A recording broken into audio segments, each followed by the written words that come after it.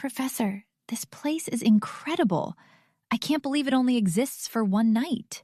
That's precisely what makes it special, Sakura. A place that exists only once.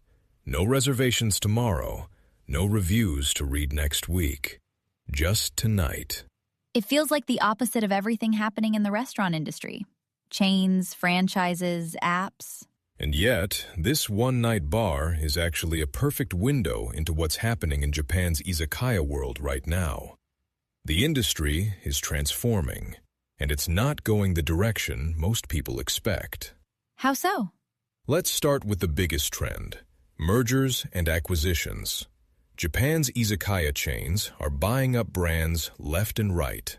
Garden, the company behind the ramen chain Ichikakuya, just acquired Takadaya, a soba and izakaya chain with 13 locations across the Kanto and Kansai regions.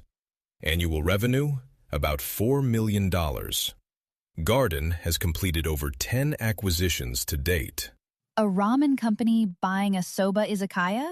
That's quite a pivot. It's diversification, and they're not alone. SANKO Marketing Foods, which runs the izakaya chain Akamaraya, just bought an udon shop called Udon 038 for about $200,000. One tiny shop near Kamata Station making noodles from scratch with flour shipped from Kagawa. Revenue, $400,000 a year with $60,000 in profit.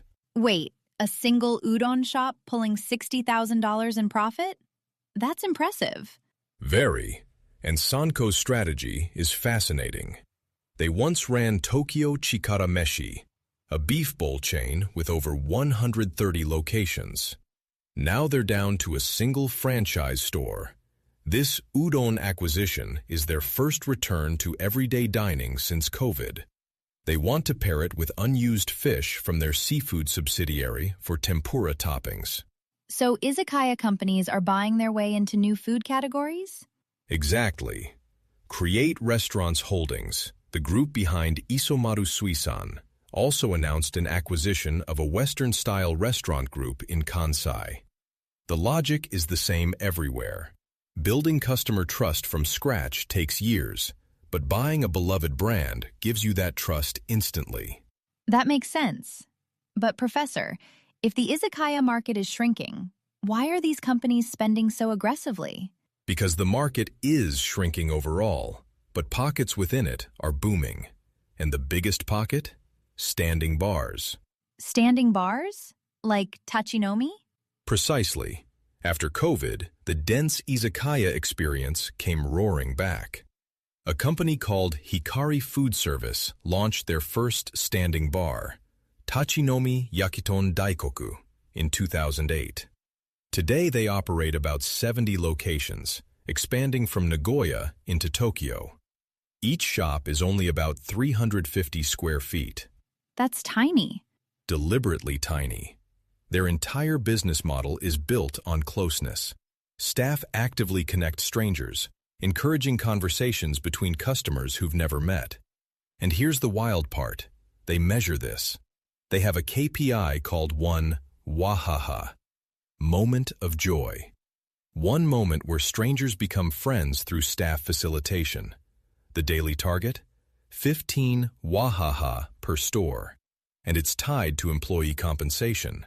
A happiness KPI. That's the most Japanese business metric I've ever heard. A Nikkei editor coined a term for this phenomenon, RIAPA, real performance. In the AI age, when everything is digital, the irreplaceable value is face-to-face laughter over drinks. Just like live concerts beat streaming, a packed standing bar beats any algorithm. Okay, so M&A is reshaping the industry and standing bars are growing. But is there room for the old-school izakaya? The kind with decades of history? Not just room, they're leading the charge. Let me tell you about Motsu-yaki Ban. Ban? Founded in 1958. Known as the birthplace of lemon sour, one of Japan's most iconic cocktails. Currently 6 locations in Tokyo, but they're planning to expand to 30 through franchising by March 2027. Their Gotanda location is only 500 square feet, yet generates about $5,300 per tsubo per month, double the industry average. Monthly revenue hit $72,000, triple what it was at opening. Triple? What's their secret?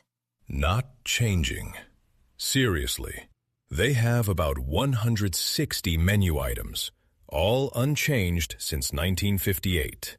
Grilled offal skewers from 60 cents to $1.10 each, 19 varieties. Average check, about $14. When the owner tried chasing trends, adding fried skewers during one boom, hot pot during another, sales actually dropped. The moment he went back to the original menu, business recovered. So, in an industry obsessed with the next trend, their competitive advantage is refusing to change? Exactly. And their customer strategy is brilliant.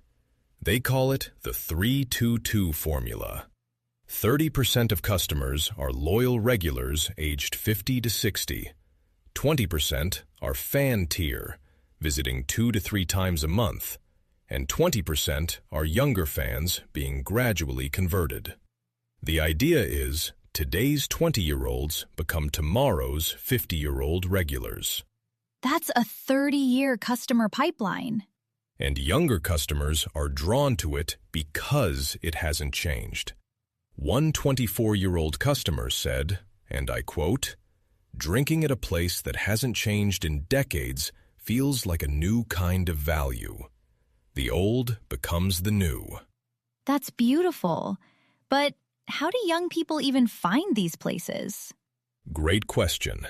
A survey of Gen Z consumers, ages 15 to 30, found that over half eat out twice a month or less. The most common answer was, "I don't eat out at all." That's surprising. But here's the key.